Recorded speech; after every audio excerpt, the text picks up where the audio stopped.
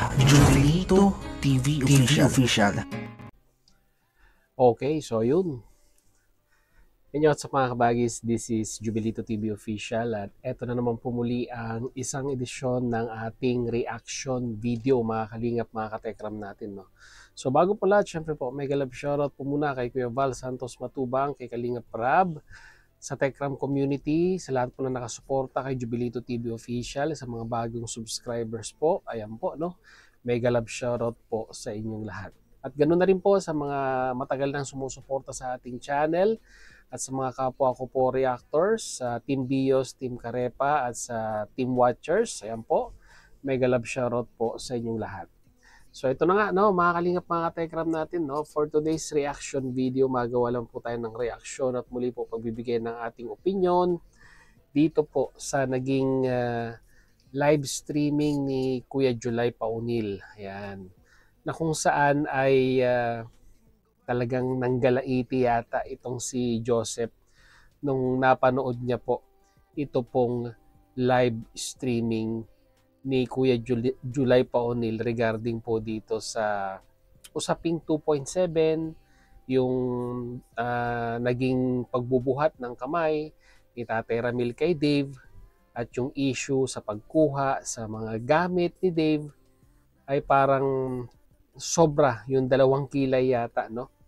Yung 2 kilay yata ni Brother Jose ay tumaas. At dahil nga po dito, mga kalingap at kabagis, ay napareaction tayo dahil talagang pilit pinupuntusan po, no? Pilit pong pinupuntusan ni Joseph, ito pong si July Paunil, regarding po doon sa issue, no, ng pagbubuhat ng kamay ni Tatay Ramil dito po kay Gador. At talagang ini-insist niya nga po na talagang maling-mali, no? Maling-mali ito pong si July Paunil, na parang sabi niya nga po ay hindi po normal yung nga daw pong hindi po natin masasabing pananakit, no? Yung pagbubuhat ng kamay ni Ramil dito po kay Gador. At napakaganda po na naging konklusyon ng live streaming kumpara doon po sa naging live ni Joseph, dahil halos wala pang isang minuto niyang piniplay ang video ni Sir July Paunil ay naka 15 to 20 minutes na po siyang sina-sideway, no? Yung reaction video ni Sir July Paunil. So grabe mag-sideway po, no, or magpasabik ng viewers itong si BJ, no, na kung saan ay segundo lang yata, no, hindi pa na-play kahit 1 minuto yung pong re-reactionan niya ay nakakomento na siya ng 20 minutes to 10 minutes na pagre-reaction. So nung pinanood ko po, halos nangalahati na, no, mahigit 1 oras na yung kanyang reaction video, ay wala pang 2 minuto, no, na naipi-play yung pong video ni Sir July Paunil. Grabe talaga. Pero kidding aside, mga kalingap, mga katekram natin, no, siguro po ito na yung pinaka-the best na nakita ko pong opinion at pagbibigay ng kuro-kuro ng isang reactor patungkol po dito sa usapin na ito. Sa usaping gamit, usaping 2.7, at sa usaping pagbubuhat ng kamay ni Tatay Ramil, no?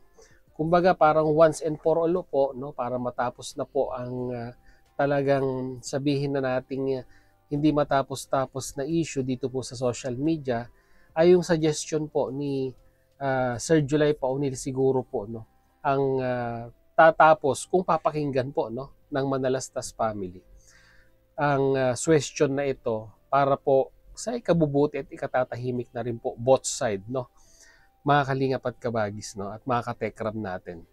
So sa mga hindi nakapanood, ito po papanoorin po natin at gagawin po natin ng reaction video yun, no, mga kalingap, mga katekram natin.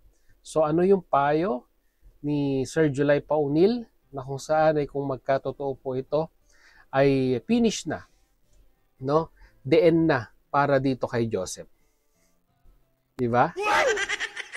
Bakit ko po nasabi? Ay kung nagkataon po ganun ang mangyayari at susundin yung suwestyon ni Sir July Paunil, ay wala na maiko-content ito pong si Joseph. So without further ado, ayan, simulan na po natin. Narito po yun. So, karapatan naman po nila yun. Karapatan. Okay? Princess ang Palaboy, okay, nabasa na natin. Pearl de Rosario, shout out po sa inyo. Geraldine Ramos, ayan, shout out. Okay, ano na po tayo? Magbigay na po tayo ng, ng conclusion po natin. Una, nasa thumbnail po natin para sa akin ho, hindi dapat ito para bang nagiging issue pa sa mga panahon ngayon. Okay. Una, yung patungkol po dun sa sinasabing pananakit ni Tekram, noon pa man po, sinabi na ho ni Tekram, inamin niya na po. Inambahan niya, nasampal niya, kawayan ginamit niya, napalo niya, etc. Ayun po ay hindi po itinanggi ni Tekram.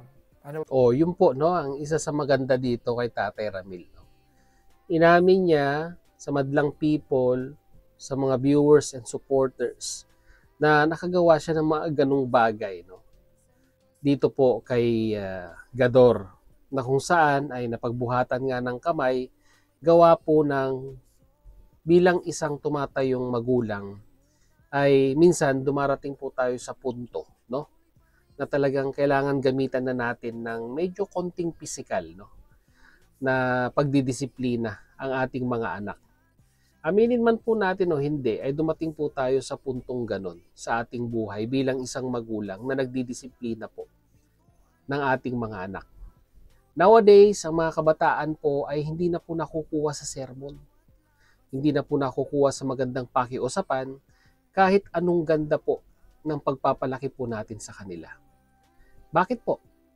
Environmental factor po, no? Although sabihin man natin na napakaganda ng environment sa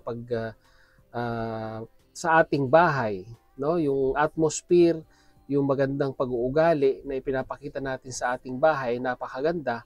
Pero kung tayo naman po ay lumalabas or sila naman po ay lumalabas, pumapasok sa eskwela at nagkakaroon ng interaction sa kanilang mga kaklase, minsan sabi nga po nila, pag ang isang kamatis ay nabulok at naisama, no, sa isang kabuuan, ay malaki po ang chances na dadami yung mabubulok na kamatis.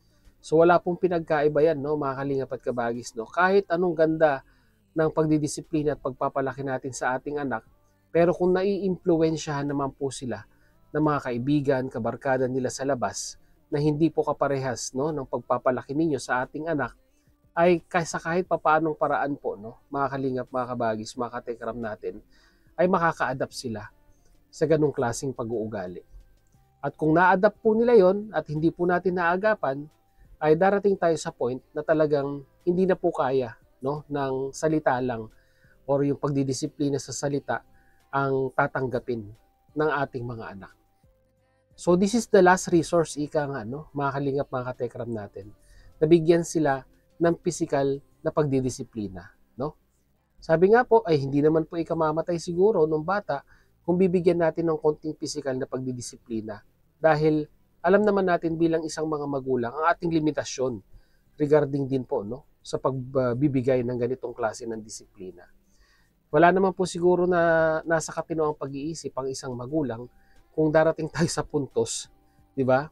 Na katulad ng mga nababalitaan natin sa TV, na binubugbog ang kanilang mga anak, hindi naman po siguro dumating sa ganung punto ang nadanas po, no, ng isang Gador dito po kay Tatay Tekram or kay Tatay Ramil, no? So given na po 'yan, no, sa ating kultura, no, mga kalingap, mga Tekram natin. It is already an existing culture, no?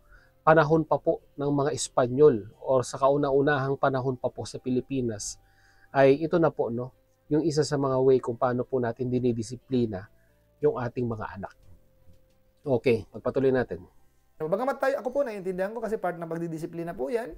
Bagamat hindi ko po nakita kung gaano kabigat, gaano kasakit yung ginawa. Pero per se, yung ano lang, in general lang po, na pinalo mo yung anak mo, anak-anakan mo.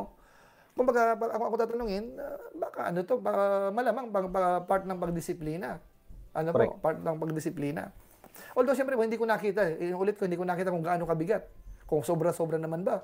As in, papatayin mo na ba ang datingan? So, Malabo. pero sa atin po, in general, yung tamang pagpapalo sa anak, para sa atin po, ay part ng pagdidisiplina. Okay? Kasi po kay brother, no, mga kalingap, mga katekram natin, hindi niya po tinatanggap, no? Hindi niya po tinatanggap yung ganitong argumento, no? Na kesyo na pagbuhatan ng kamay ang isang individual ay maling-mali na po sa kanya.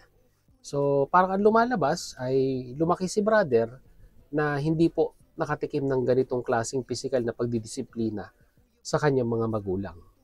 So, ganun ang sigurong kanyang ini-implement na prinsipyo ngayon. Kasi siguro, no, siguro lang, ay hindi niya naranasang mapalo na sinturon ng kanyang tatay nung siya po ay bata pa. Okay, understandable. Let's continue. So, pangalawa po, yung sinasabi pong isip po sa pera, ang pera ho, yung sinasabi nila 2.7 million, hindi ko po alam kung ano, ilan po eksakto eh. Ang pera ho ay, oo nga, itre-transfer po, itre-transfer. Pero hindi, walang nagsabi na iyon po ay kinuha na ni Tekram yung pera. Dito nga po sa pinanood po natin mismo, sinabi po ni Tek John, pera pa rin yan ni Dave. Kay Dave pa rin yung pera. Tapos kung aantayin lang nila kung ano ang desisyon ng mga sponsor para kung ano ang igagrant. Malinaw. Okay, so yun naman pala, no? Mga kalingap, mga katekram natin. Hindi naman po hindi naman po totally, di ba? Itinanggal yung karapatan ni Gador regarding po doon sa pera na supposed to be ay para po sa kanya. Inilipat lang, no? For security purposes. Kasi, di ba, syempre po, sa kahit papaano, kahit pagbalik-balik rin po natin yung sitwasyon, ay si Tatay Ramil ay napamahal na po dun sa bata. At hanggang sa huling pagkakataon po, no, ay talagang pinoprotektahan niya pa rin na talagang yung perang yun ay mapupunta sa dapat puntahan. Which is, ano po yung pinaka-importante sa lahat? Yung po kanyang pag-aaral. So, nasa discretion na siguro pagdating ng araw, kung masettle man ito at maibigay, kung ano man yung dapat ibigay kay Gador, ay discretion na ng bata kung saan niya gagastusin o saan niya gagamitin o saan niya paglalaanan yung pera. Sa pag-aaral o sa pambubulakbol, labas na po, no? Ang Manalastas family dyan dahil, syempre, hanggat maaari, gumawa ng kasulatan regarding sa magkano ba talaga ang mapupunta para doon sa bata, labas na doon or sabihin na natin i-deduct natin doon yung pong mga bigay na sabihin na nating nakapag-decide ang mga sponsor na i-divert or ilipat sa ibang pwedeng programa ni Tatay Ramil. So not necessarily pag sinabi mong 2.7 million ay 2.7 million yung makukuha ng bata. 'Di ba? Siguro po sa 2.7 million mga kalingap, mga katekram natin ay yung a certain amount or a certain percentage po ng 2.7 million ay hindi po lahat mapupunta dito po sa bata. Kasi may mga sponsor din naman po nagpahayag, di ba? Napanood po natin sa mga kapwa ko po reactors na may 3 mga malalaking grupo ang nagpahayag din po, no, ng kanilang kagustuhan na ikuan na lang po, no, ilaan na lang sa misyon, no, ni Tatay Ramil yung pong supposed to be ay pera para doon kay Gador. At discretion pa rin po ng mga sponsor yan dahil unang-una po sa lahat ay pera po nila yan. Diba? Ipinagkatiwala lamang po kay Tatay Ramil. Hanggat hindi na i-finalize, hindi nagkakaroon ng kasulatan na talagang yung perang yan ay para dun po sa bata, diba? Mananatili pong by default, no, mga kalingap, mga katekram natin, na yung perang yan ay ibinigay kay Tatay Ramil. At nasa discretion ni Tatay Ramil at ng mga sponsor kung saan po gagamitin yung pera. Diba? Ganun lang po kasimple yun. Huwag na po natin gawing komplikado. Mga kalingap, mga katekram natin, no? Patuloy natin. Ayun, word for word, yun po ang sinabi kanina eh. So sa ngayon po, ang pera ho, nandoon sa account po ni Tekram, ang pera. No. Magkano? Sila po nakakaalam niyan. Saan galing yung pera? Sa mga ilang sponsor? May listahan po yan. May listahan. Correct. So sa pagkakalam ko rin po, sa mga nasasagap po nating ano po, feel the cleaning power of Listerine. Okay. Dali lang po. Okay. Patuloy natin. po, basta ano man kung saan man nanggagaling mga source natin. Sa pagkakaalam po natin, may mga ilang sponsor na nagsasabi na wag nang ibigay kay Dave. So yun po ang i-clear po yun, i-clear yun. Ilan lahat ang aalisin doon sa pera na yon at ilan po yung hindi makikipag-communicate siguro, ibig sabihin, kay Dave na understood na yun. Wala, hindi naman naghahabol yung sponsor, wala naman silang sinasabi na, sa malamang kay Dave na po yun. So yun po ang sinasabi natin na pag-usapan na yan, upuan na yan ng isang araw siguro, halimbawa, kung tungkol sa pera, ito ang pera mo, Dave. Halimbawa, 2.7, palagay natin tama yan. Yung mga ilang sponsor na binawi ay 700, pagpalagay. O, itong 700, hindi mo na makukuha yan. Yung 2 million lang. Okay, so yung 2 million, kung kukunin mo na yan, kung ang pagkakasunduan, halimbawa, pag-aaral, so depende kung dapat bang ibigay na sa school na, direkta na, or ibigay mo na lang kay, kung ako po tatanungin, ibibigay ko na po yan eh. Bahala na kayo kung kahit na inilaan sa pag-aaral yan, kung ilustrayin mo man yan o hindi, ibibigay ko na sa iyo, basta wala na kaming connection sa iyo. Kung ako lang po sa sarili kong opinion. O kung halimbawa 2 million sa iyo, ito yung figure po, sample lang po ito, sample. Mamaya reaksyonan niyo naman. Sinasabi naman ni Juday Paunel 2 million. Ay maintindihan po natin, sample lang po sinasabi natin. Halimbawa 2 million, ilagay mo lang, lagyan mo ng kasulatan. O barangay, sa police station, yung total na pera ay 3 million pagpalagay. Ang 1 million ay binawi ng sponsor, pinabibigay kung kanino. 2 million para sa'yo, kasulatan. Ito, 2 million ibibigay na namin sa'yo. Mula kay Tikram, ang pera ibibigay ko na sa'yo. Ito, kung cash yan, cash yan. Kung bank transfer. I-attach yung kung ano man ang po. O ngayon, pipirma tayo. Pipirmahan natin na yung pera nakuha mo na. Tapos ang kaso. Correct. Tapos, ganun lang kabilis. Kaya sabi ko nga po, kung ako tatanungin, kung kahit na nakailan sa pag-aaral yan, kahit hindi pa naman gagamitin sa pag-aaral, ibigay ko na yan. O ito, sa'yo na yan para matapos na.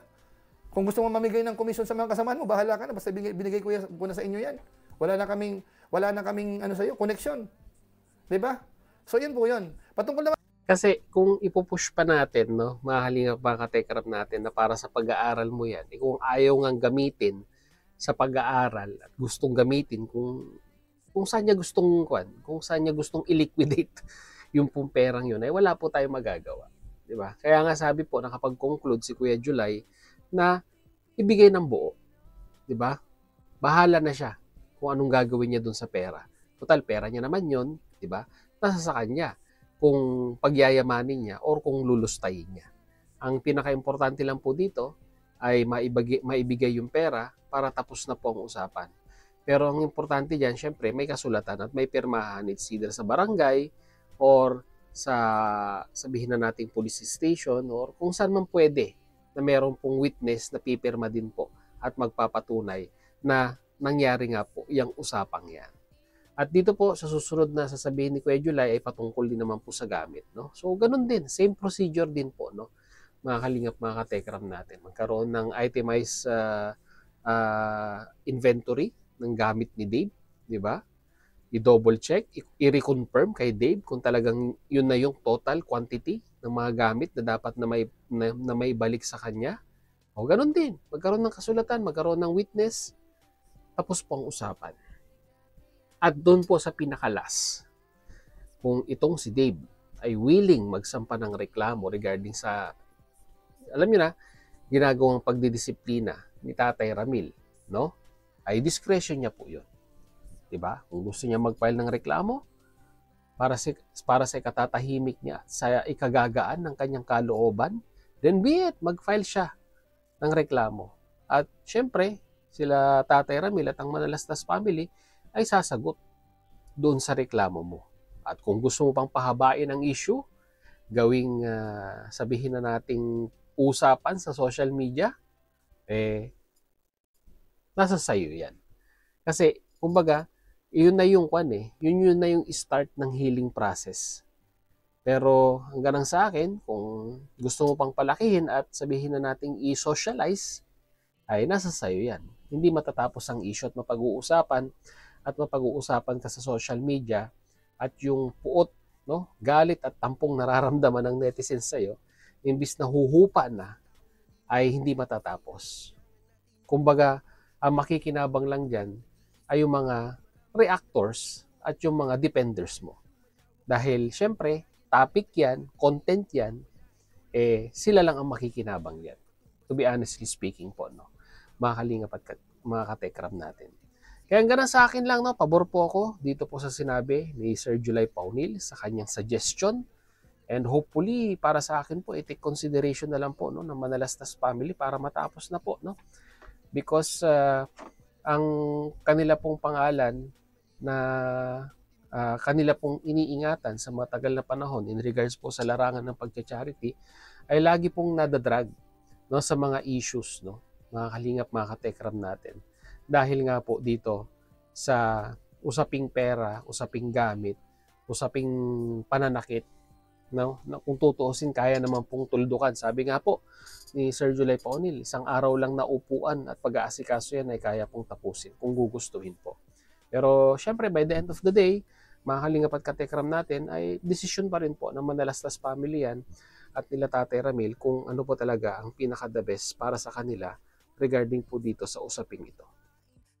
So yun lang po ang ating reaction video for today, mga kalingap, mga katekram natin. At once again, your opinion matters, no? Mag-comment po kayo sa ating comment section kung ano naman po inyong saloobin, opinion, point of view regarding din po sa question ni Sir July Paunil, no? Na kung saan ay sa akin po, no? Pabor po ako, mga kalingap, mga katekram natin. So yun, hanggang dito na lang. Once again, this is Jubilito TV Official, proud member po ng Team Koos at ng Team Bios ng Kalingap. As I always say, mga kalingap and kabagis, mga katekram natin, peace, God first, God bless po.